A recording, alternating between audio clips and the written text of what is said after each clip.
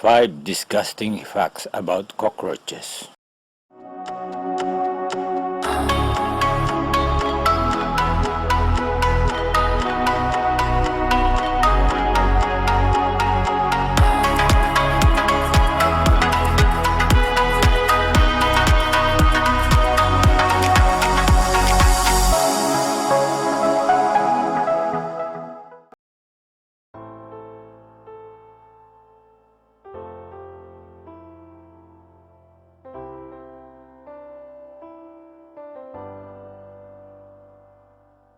The cockroach is one annoying and troublesome insect that we humans still aren't used to, and probably never will be. This is even though roaches have adapted to hanging around us since forever, and seems to be enjoying the relationship. There are lots of interesting and disgusting facts about roaches that many of us do not know. For example, they are superbugs that can survive for weeks with vital parts missing. They love our ears, and they can bite us when we stop leaving food for them.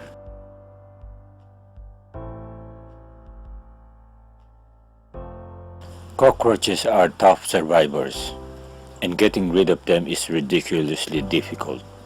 Cutting off a roach's head does not even count as death sentence because the pest can survive for weeks without it. The roach only dies later because it doesn't have a mouth with which to eat or drink. Cockroaches can live without their heads because they do not use their heads the same we do. We humans died soon after decapitation because our body lose lots of blood and blood pressure. Cockroaches do not have much blood or blood pressure to begin with, so their necks just clot and they continue roaming around as if nothing happened. Even if we humans manage to find a way around the massive loss of blood and blood pressure, we would still be finished because the nerves in our bodies need to be connected to our brains to survive. We also need our noses and mouths to breathe. The bodies of roaches work independently of their tiny brains. They also breathe through small holes on their bodies. All these features allow cockroaches to live for weeks without their heads. They only succumb to hunger and thirst because they have not figured out a way to eat and drink with their skin. Interestingly, the head of a cockroach remains alive for hours after decapitation, as evidenced by its moving antenna. In fact, the head can remain alive for longer if it is refrigerated and given enough nutrients.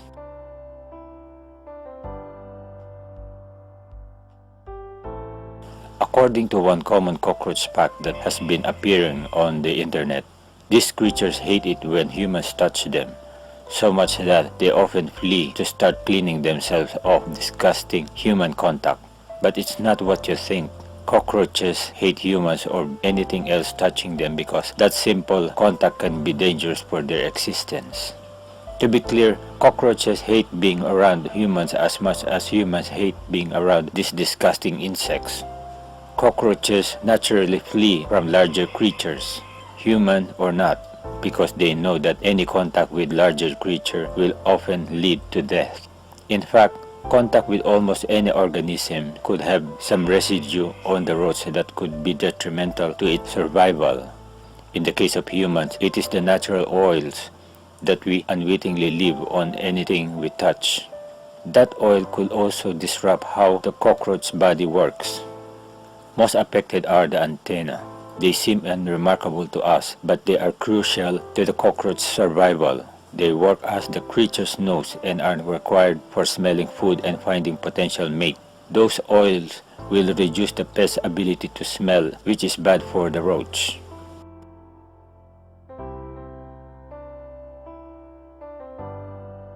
Cockroaches are smarter than we think. They can even make decisions in groups, just like many other insects and animals. Several years back, Dr. Jose Halloy of the Free University of Brussels, Belgium, conducted a study to observe how roaches think. He put several of them inside a dish with 3 homes and waited to see how they would divide themselves. Dr. Halloy observed that the roaches first came together touching each other with their antennae. After some time, they divided themselves into the homes equally. For example, 50 roaches split into two groups of 25 each when they were given 3 homes with a capacity of 40 roaches each. One group lived in the first home and the other group lived in the second. The third home was abandoned. All 50 roaches also opted to live in a single home when they were given 3 homes that would accommodate over 50 roaches each.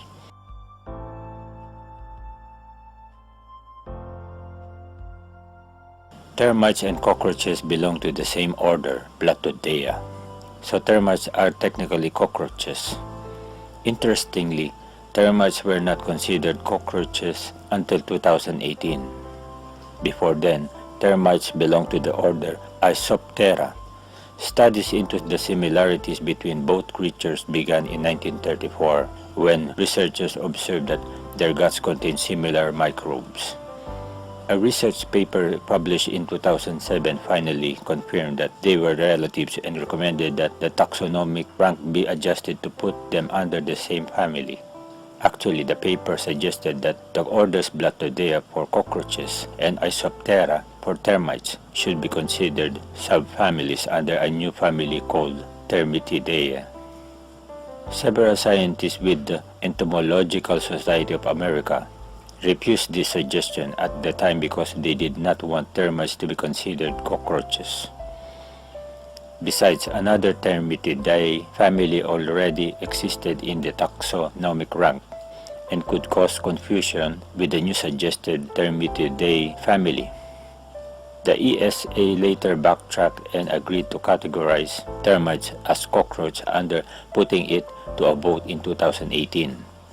ESA reclassified the termite order Isoptera as a suborder and placed it under the cockroach Blattodea order instead of creating a new family as the 2007 paper suggested.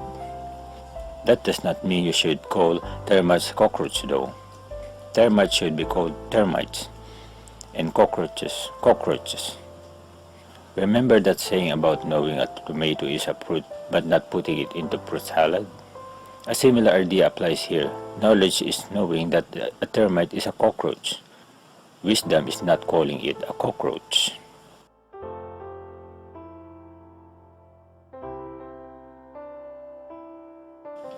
Cockroaches love sugar. They will give you a thumbs up if you leave candy, cakes, fruits, and juice with high sugar content lying uncovered around your home. Leave raw sugar lying around and they will love you forever. Pest control businesses discovered this in 1980s. They observed that sprinkling sugar in a location would leave roaches milling around in no time. The businesses used that to their advantage and started to bait roaches with glucose laced with insecticide. The meal killed the roaches when they returned to their homes. Other roaches often eat the remains of the dead, which is not surprising because these creatures will eat almost anything. The scavenging roaches also died as the body of the dead roaches still contained the poison. This went on for some time until cockroaches learned that sugar was killing them. Cockroaches later began to resist this sugar. Their senses quickly adjusted to detect sweet sugar as bitter. Many pest control businesses discovered that too, and replaced the glucose with fructose, a different sugar. The roaches quickly caught on and started avoiding fructose as well. Scientists traced these surprising switch to millions of years ago when roaches first developed the ability to detect sweet but poisonous parts of certain plants they ate as bitter. That skill was genetically suppressed when they started to live around humans and only returned when humans started to poison their food.